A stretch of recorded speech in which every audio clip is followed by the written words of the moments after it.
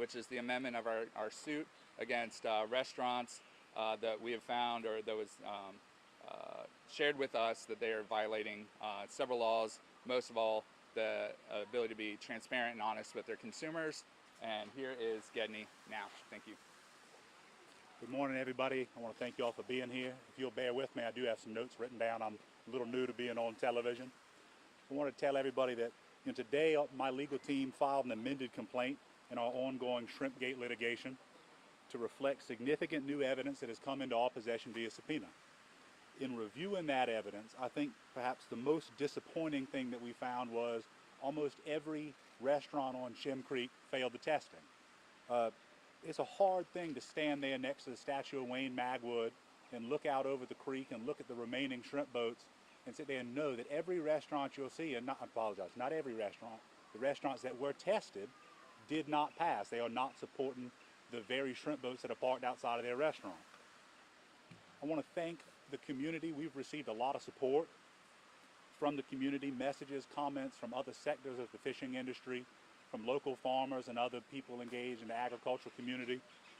And it's become clear to me that this is not an isolated problem. What we've got here, the issue at the core of our case, is not a one-off issue. It is symptomatic of a larger problem that's going on in the community. It is a problem that is multifaceted, and we are witnessing a issue of misrepresentation, of outsourcing, and of disregard for the people who have fed our community for generations. Finally, we do anticipate some fairly robust litigation to occur with the named defendants. But I do remain hopeful that some of the named defendants are going to want to do the right thing, that they're going to choose a different path, that they're not going to want to fight, that people are going to choose a path of accountability, cooperation, and integrity. Our aim is and always has been to protect and uphold the South Carolina shrimping industry and uphold the principle that consumers deserve honesty in advertising, because honesty is not a luxury, it is the law. To the named defendants who are going to be in the days and weeks coming up receiving service of these complaints, I want to tell you, we're here to work towards transparency and work towards fairness, and we're ready to work with anybody who wants to work with us. My door is open. We are happy to discuss and work towards solving this problem. Thank you. Rocky, you got anything to say? I just want to say that, I'm very grateful that all of y'all are here, and it's about time for all this to come out, and we do have the list, and y'all will see here shortly, and it's going to surprise you that, it's a shame that all the shrimp boats that are on Shem Creek, and there is ways to get fresh seafood, and this is a shame that we have to find out this way, and the public has been getting lied to for so long. And thank y'all again, and please support your local fishermen. Thank you. All right, well, thank you guys for your time and attention. One of the things I wanted to point out is the reason we're here in front of the pineapple statue is it does stand as a symbol of Charleston's hospitality and welcoming. And, when we want to welcome our family, our friends, and our cherished visitors, we want to make sure they're getting the genuine thing, right? We want to make sure that, they're getting, in this case, wild caught South Carolina shrimp, particularly when they go to a restaurant and they're being told, it's local. That's the most pressing fact. But we want to make sure that there's honesty, transparency, and integrity. At the end of the day, this isn't about, one restaurant versus another. We want to make sure that everybody that's out there supporting our industry, or they're saying that they're buying and serving local wild-caught shrimp, that they're actually doing that. Because there's a couple of folks that are affected by this. It's obviously the shrimpers like myself, Rocky, and the entire fleet throughout South Carolina that are affected, and when they're undercut by restaurants not buying our shrimp and then purchasing, imported shrimp and selling it as local. But it's also the restaurants that are doing the right thing, that are profitable, and they're competing for the same diners, the same folks coming to their restaurants, and they're missing out on potential revenue because there's other restaurants out there, claiming that they're selling local wild-caught shrimp. And then finally, and most importantly, it's the consumer, right? It's the folks that are spending their hard-earned money to come down here to get the genuine flavor of the low country, and they're getting cheated, plain and simple. And to our attorney's point, we're more than willing and able and happy to work with folks that want to do the right thing, and we look forward to discussing this and having an ongoing dialogue. But at the end of the day, again, it's about truth, transparency, and accountability. And with that, we'll take any questions that y'all might have. Can you talk a little bit about the testing that was done and how that was done? So the testing that was done by Seed Consulting. They were hired by the Southern Shrimp Alliance. Did I get that one right? Yes. We were not involved in the testing. We didn't commission the testing, and we do not have all of the notes, et cetera, related to the testing. We're working on getting those. For right now, we've received an unredacted list of the restaurants that were tested and the ultimate results, and we received that through a subpoena to the Southern Shrimp Alliance, and they were gracious enough to work with us and make the process pretty easy. Given the 40 restaurants total and you had that full list, what methods did you use to determine which are named, maybe what you can qualify as false advertising alleged in the suit? Certainly. So for now, we are relying on the group that did the testing, Seed Consulting. They tested to see if the shrimp passed whatever their proprietary test is to test, I believe, if it's an Atlantic versus a Pacific shrimp. And they also did an investigation, or did a cursory investigation, as to whether the restaurant they were at was actively advertising local shrimp in any manner. In addition to relying upon their report, we've done our own internal investigations, and that is ongoing. And we are, again, the case is going to continue to develop, but for right now, primarily relying on the results of the Seed Consulting test.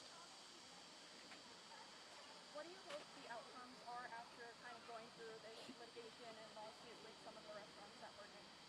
I think that the goal here primarily is to protect and support the shrimping industry. Those are my clients, and these are nice guys. And as I said last time, they just want to work for a living. And any restaurant can sell whatever they want, but they have to be honest about it. We don't have a problem necessarily with people selling imported shrimp. We do have a problem with them selling imported shrimp that they say are local. That is an issue. So we want to get that hashed out with these restaurants, and as much as we want to get square, we also want to collaborate and work towards a solution that is the best for everyone. So the names of the restaurants that are being released, are there perhaps, is there any information available, like as far as the addresses go, like if there's a restaurant that has multiple locations, for all of the locations tested, or just one? No. It was, they did not test an entire restaurant group. My understanding for the press release from Seed Consulting is it was largely randomized, though they do appear to have focused on Shem Creek. Can you clarify the definition of local shrimp? Is it Atlantic caught shrimp? So under the South Carolina law, the South Carolina Unfair Trade Practices Act says that you cannot advertise a product as being from South Carolina if it is not from South Carolina. My understanding of the Seed Consulting testing at this time is that its focus is primarily on testing whether or not a shrimp is a Vaname shrimp, which is native to the Pacific Ocean. Therefore, if it's a Pacific native shrimp, it couldn't be from South Carolina. And so that is my understanding of their testing process. The term local is one that will either be defined by the law or the specific definition will reveal itself as we continue through the litigation and the parties come to agree what it means. So shrimp caught off the New Jersey coast could be considered local shrimp? No, not under the South Carolina statute. But I do not believe the Seed Consulting testing test for that. It tests to see whether it's a Pacific Ocean shrimp. Maybe Rocky or Brian should help speak to this. But Absolutely. I think Rocky is the fifth generation. Can you talk a little bit about the shrimping industry these days? What y'all are struggling with? What y'all face? Well, we face so many different things, but this is a big piece of our problem is, we get people that think that they're eating our shrimp.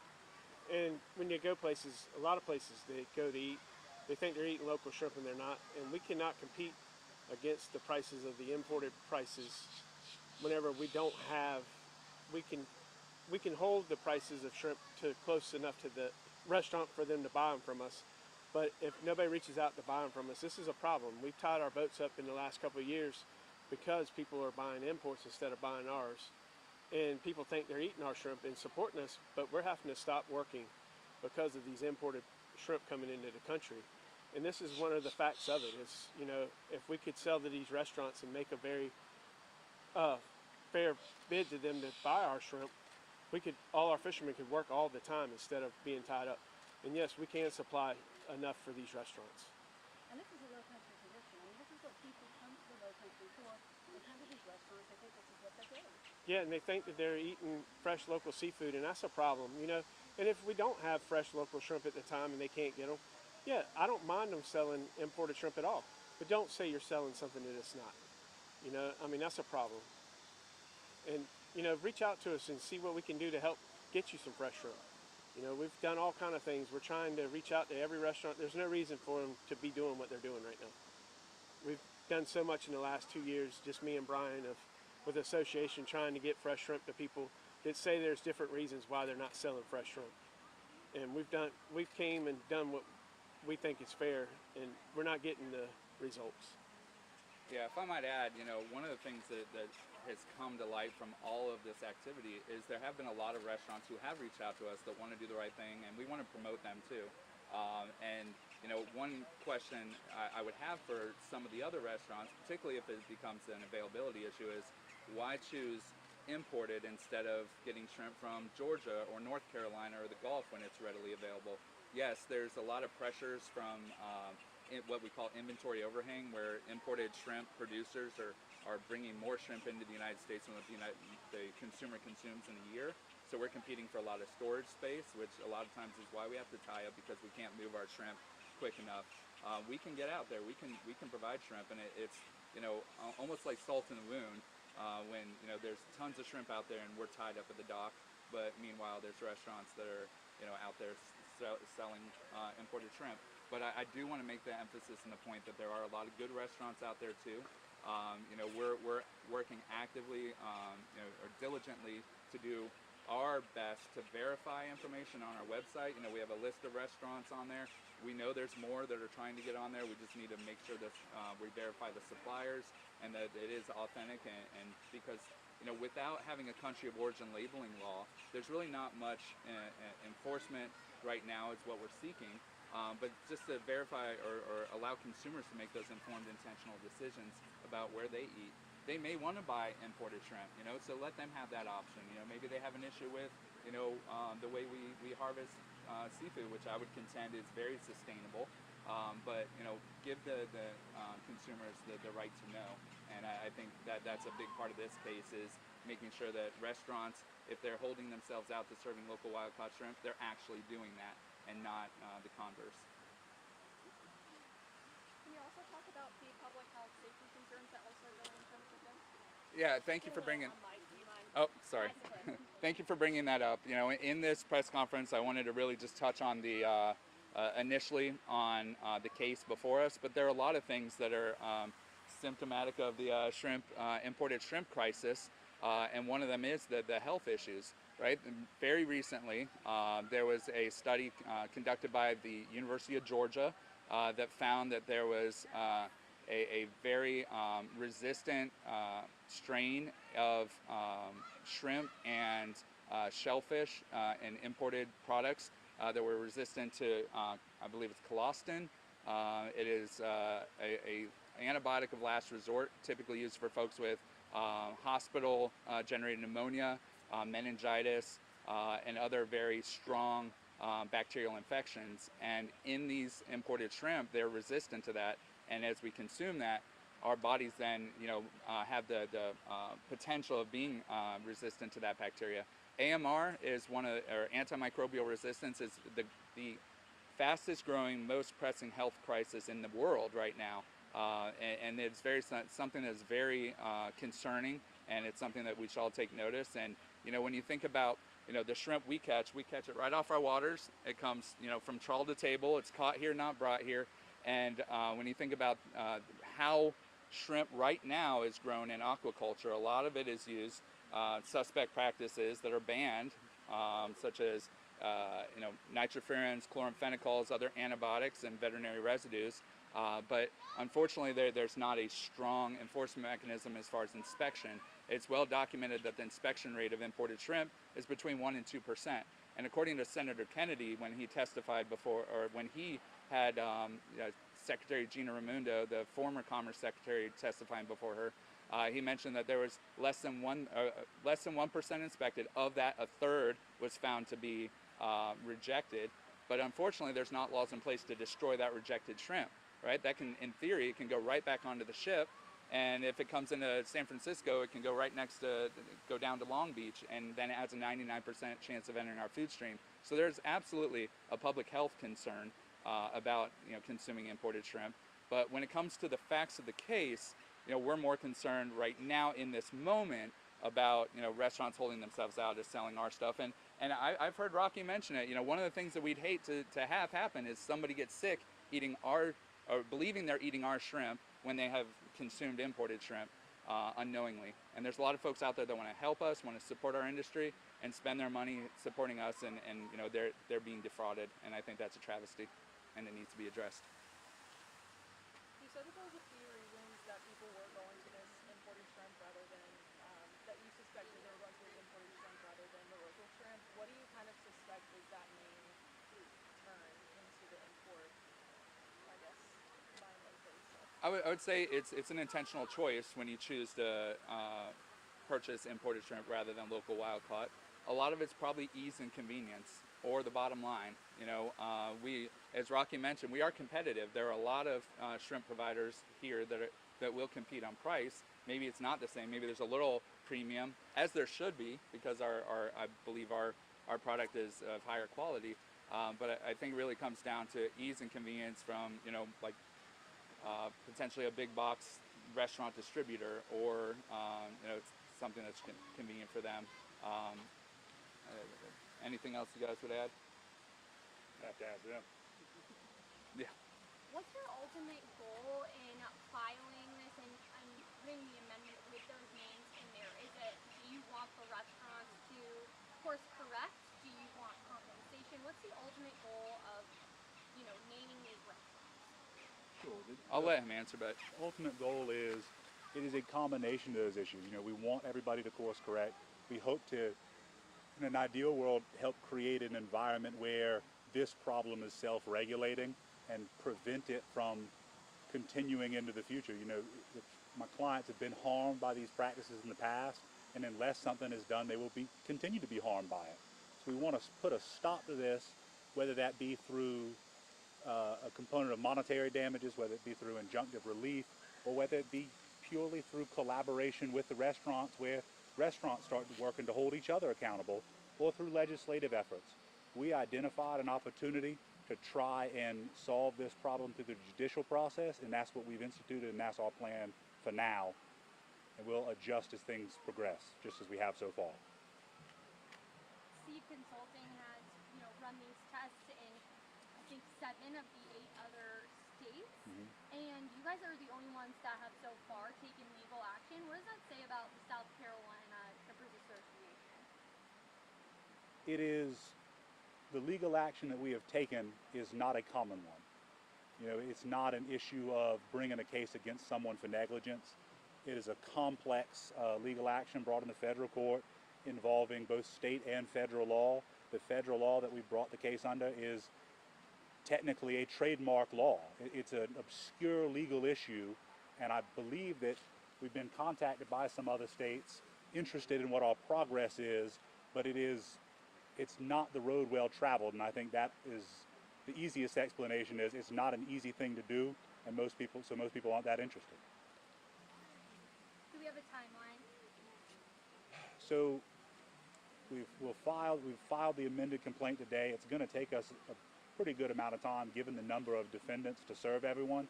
After being served, most of them will generally have 30 days to respond, and so once the final person is served 30 days before there's any next action, we'd be perfectly open to any restaurants that are served or are named contacting us prior to an answer being filed to talk about resolution. We're here to try and solve a problem.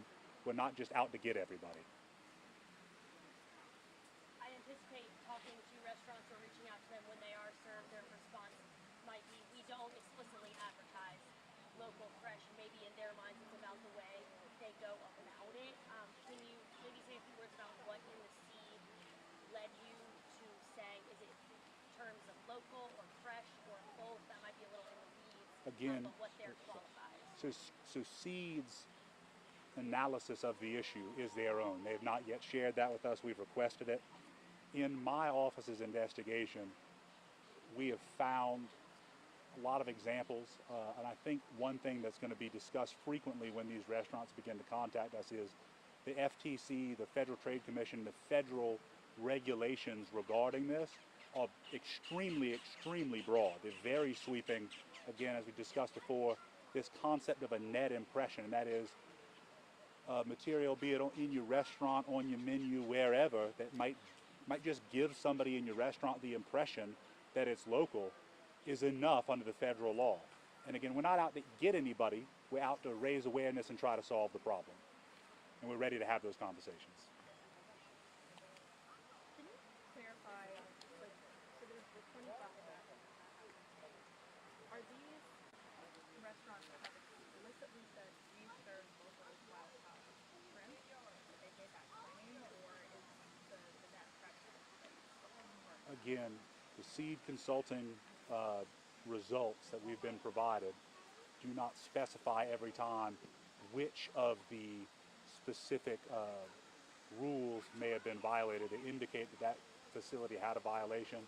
We've checked on everyone that we've named, and we found things that we believe violate either state or federal law, and those are things that we'll be discussing with the defendants as discovery progresses. And if I might add, one of the things that in Seed Consulting's release, it referred to those 25 as outright fraudulent as well. So they made that determination. That certainly helped. I did want to mention one thing that Emily had asked about as far as what it says to the entire industry about different states. I will say that we are very collaborative. One of the great things that's come out of this imported shrimp crisis is our ability to communicate and have a coalition building. So we do work with state associations from Texas all the way to North Carolina.